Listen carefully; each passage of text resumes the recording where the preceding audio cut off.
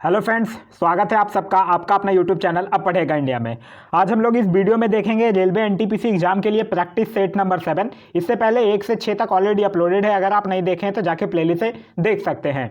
तो अब बढ़ते हैं अपने क्वेश्चन की तरफ। आज का जो हमारा पहला क्वेश्चन है वो ये कह रहा है कि शिवाजी ने 1660 के दशक में हमलों की श्रृंखला का नेतृत्व करने के लिए रणनीति और सैन्य रणनीतियों का उपयोग किया था। तो इस क्वेश्चन का जो सही आंसर होगा वो होगा ऑप्शन नंबर सी, गुरिल्ला रणनीति और सैन्य रणनीतियों का उपयोग किया था। और ऐसा माना जाता है कि गुरिल्ला युद्ध नीति का जो जन्मदाता है वो मलिक अंबर था। नेक्स्ट है हमारा, कौन वैसे त्रावणकोर के दीवान थे जिन्होंने 1808 में एक विद्रोह का नेतृत्व किया था और उन्हें सार्वजनिक रूप से फांसी दे दी गई थी। तो इस क्वेश्चन का जो सही आंसर होगा वो होगा ऑप्शन नंबर ए, बेलूथम्पी। ये जो बेलूथम्पी थे वो एक दीवान थे और दीवान जो बेलूथम्पी थे ये कंपनी की बढ़ती जायदादियों के खिलाफ एक सशक्त विद्रोह शुरू किया था और इसके कारण लगभग 1 वर्ष तक त्रावणकोर पर कंपनी का अधिकार जो था वो समाप्त हो गया था। नेक्स्ट हमारा, भारतीय स्वतंत्रता संग्राम में सहायता हेतु निम्नलिखित में से कौन से संगठन की स्थापना भारत के अंदर की गई है? तो भारत के अंदर की गई थी हिंदुस्तान समाजवादी गणतंत्र संस्था की। तो इस क्वेश्चन का जो सही आंसर होगा वो होगा ऑप्शन नंबर सी। और कब की गई थी? 1928 में किया गया था, दिल्ली के फिरोज शाह कोटला मैदान में।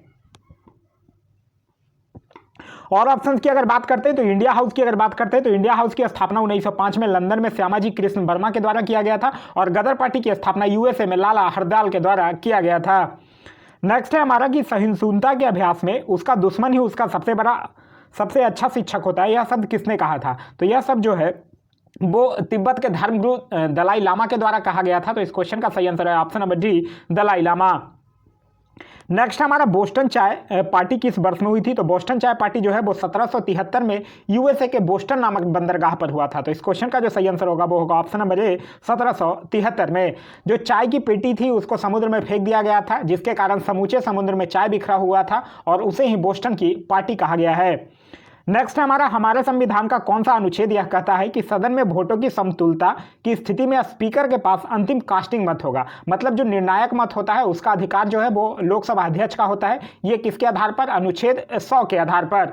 और ये जो है लोकसभा अध्यक्ष से एक चीज याद रखिएगा, समान अवस्था में ये वोटिंग नहीं कर सकता है, लेकिन जब किसी ये पे दोनों जो है वो अगर टाई हो जाता है, बराबर मत हो जाता है, तब जो लोकसभा स्पीकर है वो अनुच्छेद 100 के आधार पर अपने मत का अधिकार उपयोग कर सकता है।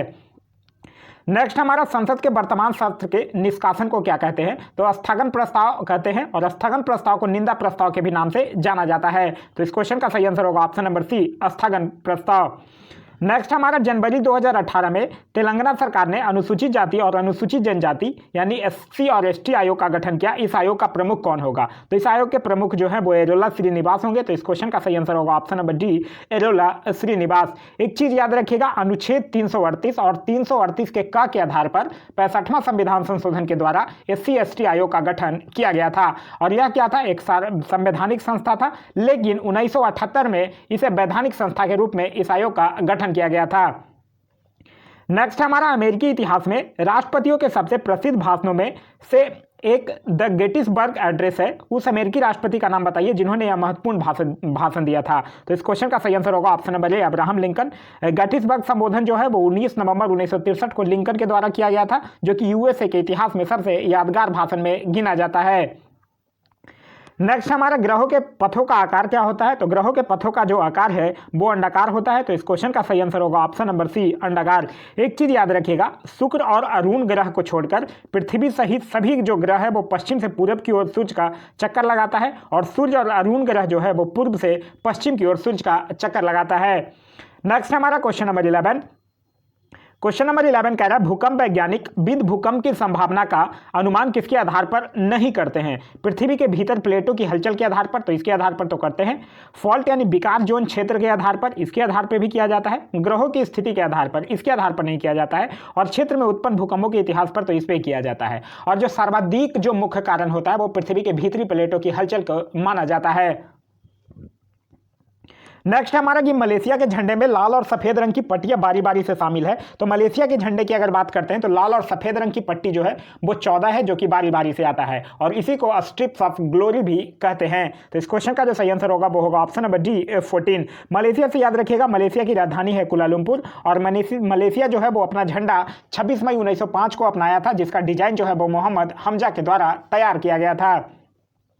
नेक्स्ट हमारा गंगा के मैदानी इलाकों में ब्लैंक मिट्टियां हैं। तो गंगा के मैदानी इलाकों की बात करते हैं तो मूलतः जो है वो जलोढ़ मिट्टी पाई जाती है, और जलोढ़ मिट्टी को ही हम लोग कछारी मिट्टी, दोमट मिट्टी या खादर मिट्टी, भाबर मिट्टी, ये सब सारे मिट्टियों में वर्गीकृत करते हैं। तो इस क्वेश्चन का जो सही आंसर होगा वो होगा ऑप्शन नंबर सी, कछारी मिट्टी। जलोढ़ मिट्टी से एक चीज याद रखिएगा, जलोढ़ मिट्टी में पोटास की बहुलता होती है लेकिन नाइट्रोजन, फास्फोरस एवं ह्यूमस की कमी पाई जाती है। नेक्स्ट हमारा भारत में राष्ट्रीय आय को किसके पदों में मापा जाता है। तो भारत में जो राष्ट्रीय आय है उसकी अगर हम लोग बात करते हैं तो वो साधन लागत और शुद्ध राष्ट्रीय उत्पाद में मापा जाता है। नेक्स्ट हमारा क्वेश्चन नंबर 15 कह रहा है अप्रत्यक्ष करों का मुख्य बोझ किसे उठाना पड़ता है। तो अप्रत्यक्ष करों का जो मुख्य बोझ है वो उठाना पड़ता है उपभोक्ता को। तो इस क्वेश्चन का सही आंसर होगा ऑप्शन नंबर सी, उपभोक्ता यानी कंज्यूमर को। देखिए, जब जो आय पर कर लगाया जाता है तो वह प्रत्यक्ष कर होता है, लेकिन जब वस्तु पर कर लगाया जाता है तो वो कर क्या कहलाता है, अप्रत्यक्ष कर कहलाता है। नेक्स्ट हमारा समीकरण F बराबर ma को न्यूटन के ब्लैंक नियम के रूप में मापा जाता है। तो ये मापा जाता है न्यूटन की द्वितीय गति के रूप में। तो इस क्वेश्चन का सही आंसर होगा ऑप्शन नंबर ए। देखिए, न्यूटन के प्रथम गति के नियम की अगर बात करते हैं तो उससे बल की परिभाषा मिलती है, दूसरे नियम से बल का व्यंजक मिलता है, और तीसरा नियम है कि प्रत्येक क्रिया के बराबर परंतु विपरीत दिशा में प्रतिक्रिया होती है। न्यूटन के प्रथम नियम से एक चीज और याद रखिएगा, न्यूटन के प्रथम नियम को जड़त्व का नियम या गैलीलियो के नियम के नाम से भी जाना जाता है। नेक्स्ट हमारा पेंडुलम यानी लयबद्ध लोलक हार्मोनिक ऑसिलेटर की तरह काम करता है, अतः इसमें प्रयोग किया जाता है। तो इसमें इसे जो है वो घड़ी के रूप में प्रयोग किया जाता है। तो इस क्वेश्चन का सही आंसर होगा ऑप्शन नंबर ए।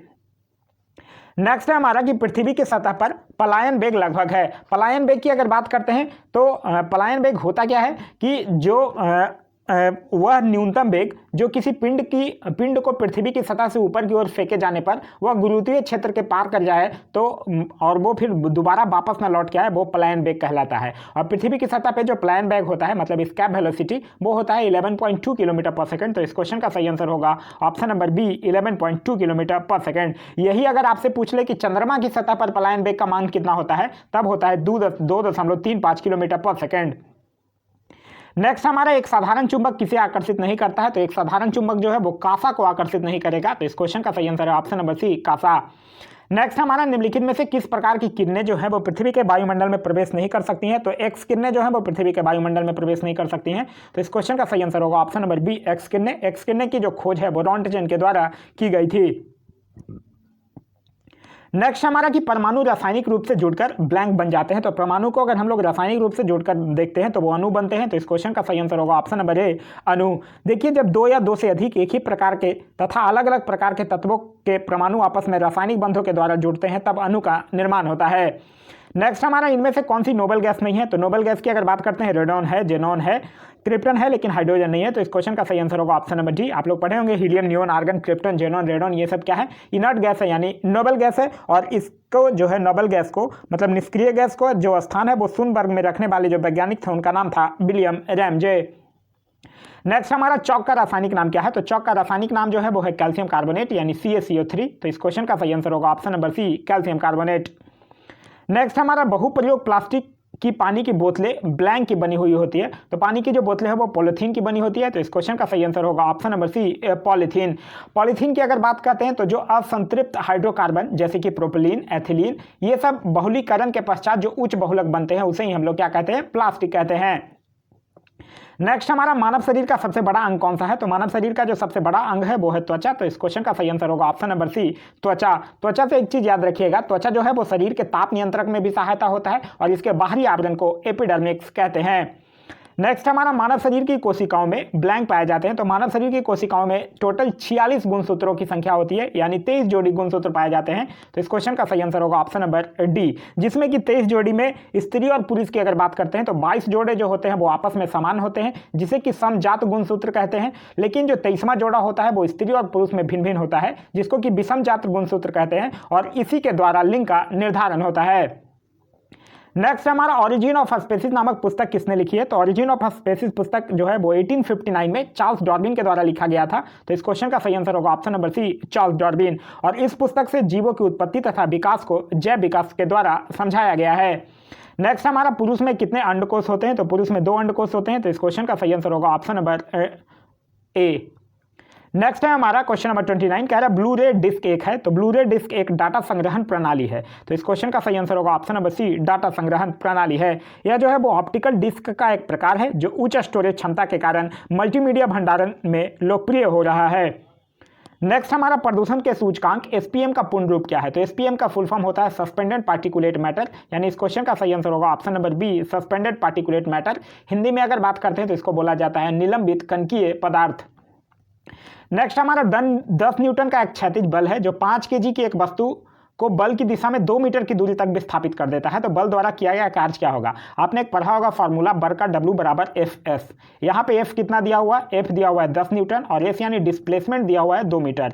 तो बर्क बराबर कितना हो जाएगा? 10 इंटू में 2 यानी कि 20 जूल। तो इस क्वेश्चन का सही आंसर होगा option number A, 20 joule. Next हमारा ईज ऑफ डूइंग बिजनेस 2020 के तहत राज्यों की रैंकिंग में प्रथम स्थान किस राज्य को प्राप्त हुआ है? तो ईज ऑफ डूइंग बिजनेस के तहत राज्यों की रैंकिंग में प्रथम स्थान जो है वो आंध्र प्रदेश को प्राप्त हुआ है। अगर यहीं द्वितीय स्थान की बात करते हैं तो द्वितीय स्थान जो है वो उत्तर प्रदेश को और तेलंगाना को तृतीय स्थान प्राप्त हुआ है। और सबसे नीचे जो स्थान है वो 36वां स्थान जो है वो त्रिपुरा को मिला है। नेक्स्ट है हमारा बजट 2020-21 के अनुसार 5 लाख की आय पर कितना टैक्स देना होगा? तो 5 लाख से अगर कम आपकी आय है तो 0% टैक्स देना होगा। तो इस क्वेश्चन का सही आंसर होगा ऑप्शन नंबर डी, 0%। देखिए 5 लाख से अगर कम तक की आय है तो 0%, 5 लाख से 7.5 लाख है तो 10%, 7.5 से 10 लाख है तो 15%, 10 लाख से 12.5 लाख है तो 20%, 12.5 से 15 लाख है तो 25% और अगर 15 लाख से भी अधिक है तो 30% आपको कर देना होगा। नेक्स्ट हमारा एक भारत श्रेष्ठ भारत किस मंत्रालय के द्वारा यह कार्यक्रम शुरू किया गया है? तो यह किया गया है सूचना और प्रसारण मंत्रालय के द्वारा, जिसके मंत्री हैं रविशंकर प्रसाद। तो इस क्वेश्चन का सही आंसर होगा ऑप्शन नंबर डी, सूचना और प्रसारण मंत्रालय। और इसका जो उद्देश्य है वो है कि देश की विविधता में एकता को दर्शन तथा सभी राज्यों और केंद्रशासित प्रदेशों के सहयोग से राष्ट्रीय एकता की भावना को बढ़ावा देना। नेक्स्ट हमारा कि हाल ही में चर्चा में रहा प्रोग्राम प्रोजेक्ट चीता किसके द्वारा शुरू करने का निर्णय लिया गया है? तो प्रोजेक्ट चीता जो है वो भारतीय सशस्त्र बल के द्वारा शुरू किया गया है। तो इस क्वेश्चन का सही आंसर होगा ऑप्शन नंबर सी, भारतीय सशस्त्र बल। ये जो प्रोजेक्ट चीता है ये दुश्मन के खिलाफ आक्रामक कार्रवाई करने के लिए ड्रोन को अपग्रेड करेगा। नेक्स्ट हमारा क्वेश्चन नंबर 36 कह रहा है कि वर्तमान में केंद्र शासित प्रदेश लक्षद्वीप के प्रशासक कौन है? तो देखिए लक्षद्वीप के प्रशासक इस क्वेश्चन के अकॉर्डिंग तो यहाँ देगा दिनेश्वर शर्मा, ऑप्शन में दिया हुआ है, लेकिन दिनेश्वर शर्मा का हाल ही में निधन हो गया है। और अब जो दादर और नगर हवेली और दमन-दीव जो एक हुआ है उसके जो प्रशासक हैं प्रफुल्ल पटेल, वही प्रफुल्ल पटेल को लक्षद्वीप के प्रशासक के रूप में अतिरिक्त भार दे दिया गया है। अगर हम राधा कृष्ण माथुर की बात करते हैं तो ये लद्दाख के प्रशासक हैं। अगर हम देवेंद्र यहाँ पे किरण बेदी की बात करते हैं तो किरण बेदी जो है वो पुडुचेरी की हैं, मनोज सिन्हा हैं जम्मू कश्मीर के, बीपी सिंह बदनौर हैं चंडीगढ़ के, अनिल बैजल हैं दिल्ली के। तो ये सारे कुछ प्रशासक और उपराज्यपाल के नाम हैं। नेक्स्ट हमारा विश्व पुस्तक मेला 2020 का आयोजन किस शहर में हुआ है? तो विश्व पुस्तक मेला 2020 का जो आयोजन है वो दिल्ली के प्रगति मैदान में हुआ है। तो इस क्वेश्चन का सही आंसर होगा ऑप्शन नंबर सी, दिल्ली। एक चीज और याद रखिएगा, विश्व पुस्तक मेला 2020 का जो थीम है वो है गांधी लेखकों के लेखक। और यह जो गांधी लेखकों का लेखक जो थीम रखा गया है ये राष्ट्रपिता महात्मा गांधी की 150वीं जयंती को समर्पित है। नेक्स्ट हमारा वर्ष 2020 को किस राज्य सरकार द्वारा कृत्रिम बुद्धिमत्ता वर्ष के रूप में मनाने की घोषणा की गई है? तो ये किया गया है तेलंगाना सरकार के द्वारा। तो इस क्वेश्चन का सही आंसर होगा ऑप्शन नंबर सी, तेलंगाना सरकार। तेलंगाना जो है वो 2 जून 2014 को अस्तित्व में आया था और यहाँ के मुख्यमंत्री का नाम है के चंद्रशेखर राव। साथ ही साथ एक चीज और याद रखिएगा, 2020 को यूएनओ के द्वारा पौधे की देखभाल के लिए अंतर्राष्ट्रीय वर्ष भी घोषित किया जा चुका है। नेक्स्ट हमारा वर्तमान में फिनलैंड के प्रधानमंत्री कौन है? तो फिनलैंड के प्रधानमंत्री हैं सना मारिन, जो कि सबसे युवा प्रधानमंत्री भी हैं। तो इस क्वेश्चन का सही आंसर होगा option number C. Boris Johnson की अगर बात करते हैं तो बोरिस जॉनसन ब्रिटेन के प्रधानमंत्री हैं। प्रविंद जगन्नाथ की अगर बात करते हैं तो ये मॉरिशस के प्रधानमंत्री हैं। और सुत सेंग चोंग की अगर बात करते हैं तो ये ताइवान के प्रधानमंत्री हैं।